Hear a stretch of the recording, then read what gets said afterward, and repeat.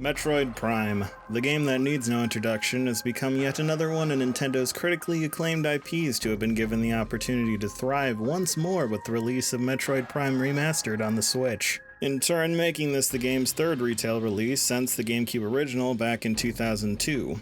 However, how does this new version stack up when compared to the GameCube and Wii? Can Metroid Prime Remastered truly become the definitive way to play Metroid Prime? Join me today as we take a look at all three releases with the goal of answering the question, which version of Metroid Prime is worth playing in 2023?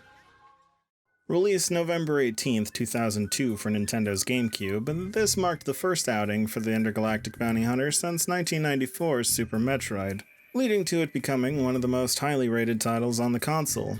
But what made this game so special? Taking a closer look at the GameCube release, this version of the game runs at 480p and a 4:3 aspect ratio. However, it does remain at a solid 60 frames per second with minor to no frame drops. We also see Samus in a whole new dimension. Gone are the 2D sprites as we're seeing the world in first person, which in turn leads to a more immersive experience. As for the gameplay, due to this title being released before first-person movement controls were modernized, it leaves us using tank controls, which you wouldn't really think would be all that much of an issue for a title focused mainly on exploration, but this game also has a lot of platforming, and let me tell you, platforming without the ability to have eyes on your destination is a royal pain in the ass. As for everything else, aside from Samus's movement, the game feels very comfortable to play while using a GameCube controller, making it pretty apparent as to why the title rose in popularity. In 2009, Metroid Prime would receive its first re-release as part of the Metroid Prime trilogy on the Wii.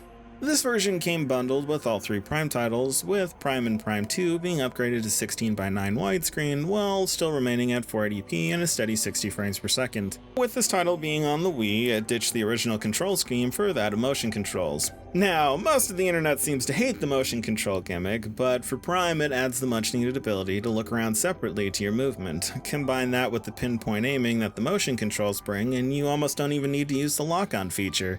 Now, although most Wii models came with GameCube controller ports on them, sadly the Prime trilogy does not support anything other than the Wii Remote, leaving this version to only be played while using the Wii Remote and Nunchuck. In February 2023, Metroid Prime received its third retail release, this time in the form of a remaster for the Nintendo Switch.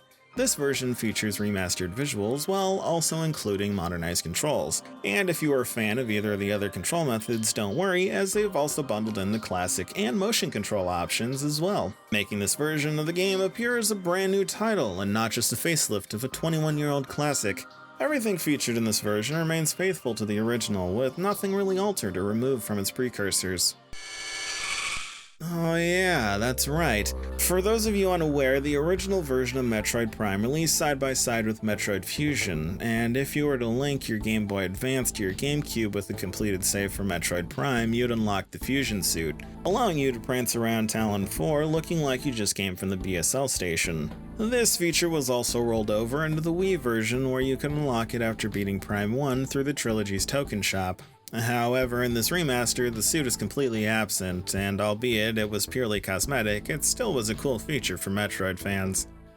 Now, having taken a look at the three different releases of Metroid Prime, it's time to answer the question, which version of Metroid Prime is worth playing in 2023? Hands down, the remaster is the way to go. Not only does it have modern controls, but also legacy control schemes allowing you to play the way that you want. Mix that on top of the updated visuals, and there's no better way to experience Prime in 2023.